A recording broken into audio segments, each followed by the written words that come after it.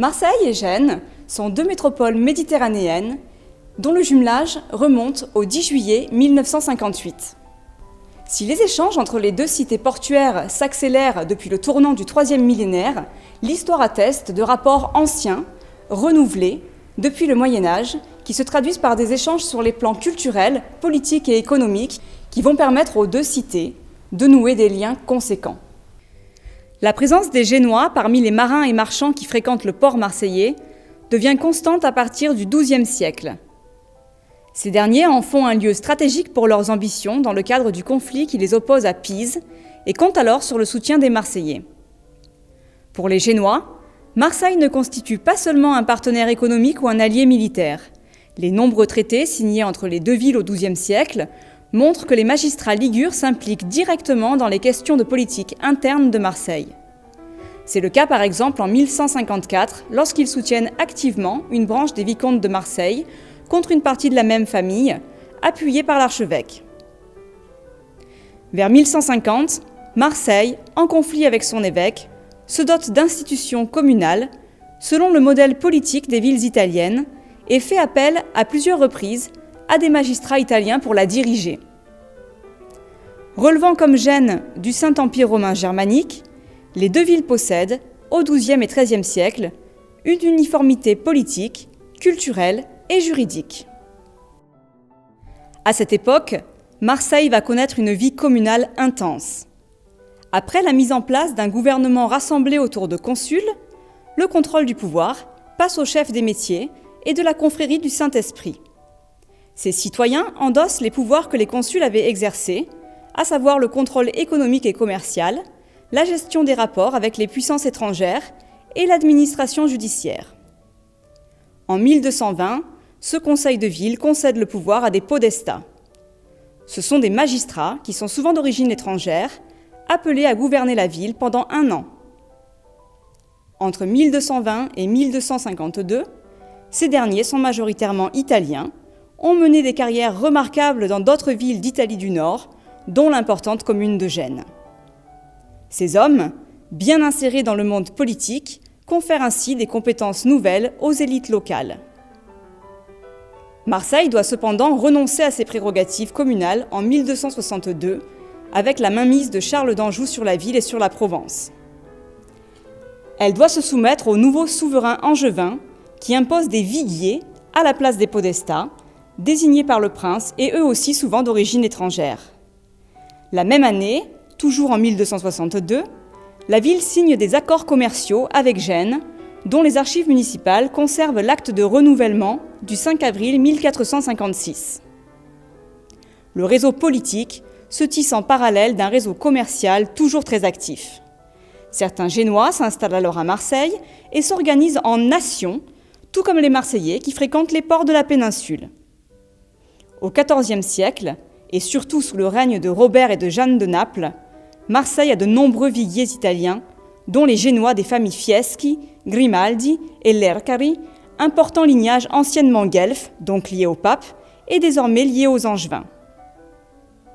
Ces mobilités continues de marchands, d'artisans, de juristes et d'hommes politiques font qu'un grand nombre de familles génoises vont choisir Marseille comme ville de résidence et s'intégrer à la vie locale. Les Lavagnes, d'où vient la célèbre et puissante famille des Fieschi, sont installés à Marseille dès le début du XIIIe siècle. Giovanni di Lavagna est juge de la commune, tout comme son fils Alberto. La famille Cibo, elle aussi membre de l'élite politique et sociale de Gênes, donne quant à elle 2 évêques au diocèse de Marseille. Le cas d'une branche de la famille Doria est pour sa part exemplaire des positions de prestige qu'exercent les Génois à Marseille. La famille y est présente depuis le milieu du XIIIe siècle, mêlant activité commerciale et fonctions politiques. Au XVe siècle, Luigi Doria est conseiller et chambellan du roi René pour les affaires politiques et commerciales. Il réside régulièrement à Marseille, où il fait faire un tabernacle en 1462 pour l'église des Accoules. Son cousin Lazzaro fait partie du conseil de ville et Antonio Doria y est médecin autour des années 1492-1499. La personnalité la plus importante de la famille est incarnée par Biagio, devenu Blaise Doria, le seul fils de Lazzaro. Au début du XVIe siècle, il occupe une importante position dans le négoce de la laine et du blé et exerce les fonctions de consul de la nation génoise. Le 22 novembre 1514, son mariage avec Marguerite de Forbin lui permet de faire alliance avec l'une des familles les plus prestigieuses de la ville. Le père de son épouse a occupé à 2 reprises la charge de premier consul, entre 1502 et 1509. Lors du second mandat de son beau-père, Blaise Doria occupe la charge de trésorier général de la ville. Entre 1508 et 1557, il a la plus longue carrière au sein du conseil de la ville de la première moitié du XVIe siècle. C'est donc un Marseillais d'origine génoise, appartenant à l'une des plus puissantes familles de la République ligure, qui devient une figure incontournable durant un demi-siècle de la vie politique de la ville. 3 de ses fils poursuivent une carrière politique. La famille domine ainsi la vie locale jusqu'aux années 1570. Une preuve supplémentaire de l'insertion parfaite des Génois dans la vie locale réside dans le choix fréquent de désigner un Marseillais comme consul de la puissante nation génoise de Marseille, avec le devoir de défendre les intérêts des ressortissants ligures, marins ou commerçants, qui fréquentent la cité. De leur côté, les Marseillais avaient gagné la possibilité de disposer d'un représentant distinct de celui des Provençaux dans la ville de Gênes. Au tournant du XVe et du XVIe siècle, les demandes de citadinage et de naturalisation, ainsi que les mariages entre Italiens et locaux, se font de plus en plus nombreux. Le commerce et la politique sont les 2 puissants moteurs d'une présence italienne durable. L'italien, entre guillemets, loin d'être stigmatisé, obtient facilement droit de citadinage du moment qu'il réside depuis longtemps dans la ville. Cette italianité ne disparaît pas avec le rattachement au Royaume de France en 1481. Au contraire, il favorise l'essor du port et rend Marseille plus attractive. À la fin du Moyen Âge, les frontières artistiques entre Marseille et le nord de l'Italie sont poreuses.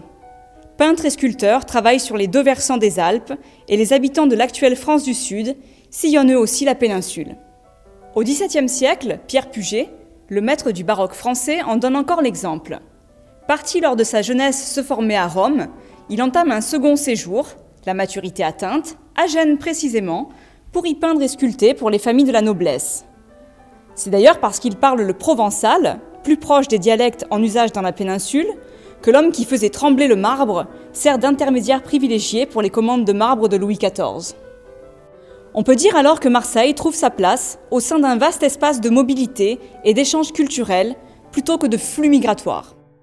Dans la seconde moitié du XVIIIe siècle, Gênes reste une place forte pour l'économie marseillaise, et ce, en dépit de l'affaire qui oppose, au cours des années 1780, la chambre de commerce et 2 marchands associés, Straforello et Peragallo, citoyens marseillais de longue date, mais d'origine ligure. La chambre régule alors le commerce français en Méditerranée et au Levant, et constitue un énorme centre de pouvoir, titulaire de prérogatives très importantes, souvent exercées au nom et pour le compte du roi. Elle se montre particulièrement hostile envers ces 2 négociants, qu'elle s'obstine à considérer comme des étrangers. Elle se méfie d'eux, les taxant, en tant que Génois, de malhonnêteté. En dépit de l'évidente disparité des forces et des ressources entre les 2 parties, l'issue du conflit surprend, car les 2 marchands se révèlent capables d'utiliser au mieux les ressources institutionnelles de l'État français, vraisemblablement éprouvés qu'ils sont par une connaissance sans faille du système. D'ailleurs, c'est à Gênes que Straforello est chargé par les échevins de Marseille, en 1782, d'aller emprunter une somme de 8 600 000 livres nécessaires pour le rachat auprès du roi de l'arsenal et de ses dépendances.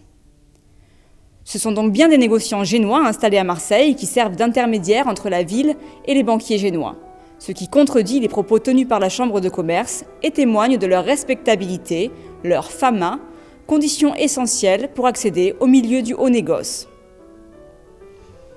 Une dizaine d'années plus tard, l'enregistrement des étrangers de l'an 2, c'est-à-dire les années 1793-1794, permet de comptabiliser 1967 Italiens à Marseille. 60% d'entre eux sont originaires de Ligurie.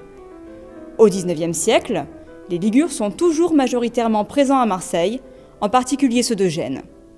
Si les célèbres portereis qui travaillent sur le port en constituent les classes sociales les moins aisées, Jean-Baptiste Maglione, originaire de la Iguaglia, dans la province de Savone, et maire de la ville, de 1876 à 1878. Au début du XXe siècle, des liens diplomatiques commencent à se nouer avec une ville de Gênes qui fait désormais partie d'un pays unifié. Ainsi, le 14 septembre 1908, la ville de Marseille accueille en grande pompe la délégation génoise menée par son maire. Le serment de jumelage est officiellement signé entre les deux villes le 10 juillet 1958, suivi par plusieurs chartes et accords de coopération, comme le programme mis en place le 15 avril 1985 par Fulvio Cerofolini et Gaston Defferre, visant à permettre aux deux villes de coopérer dans des secteurs d'activité et d'intérêt communs. La charte d'alliance du 9 juillet 1998 est venue conforter le serment de 1958. S'ensuivent d'autres chartes de coopération. En mars 2012, l'Académie d'Aix-Marseille a initié avec son homologue italienne un accord concernant l'enseignement général et professionnel permettant de développer des projets relatifs aux métiers de la mer. Les années 2013-2015 ont vu ainsi la mise en place du projet MED Patrimoine qui a permis à des apprentis marseillais et génois de se rencontrer autour de la mise en commun de techniques de construction de bateaux traditionnels. La participation à ces projets communs tend ainsi à affirmer un espace euro-méditerranéen qui pourrait renouer avec sa propre histoire politique, culturelle et portuaire. Car jusqu'au XVIIIe siècle au moins, Marseille est vraisemblablement plus proche culturellement de l'Italie.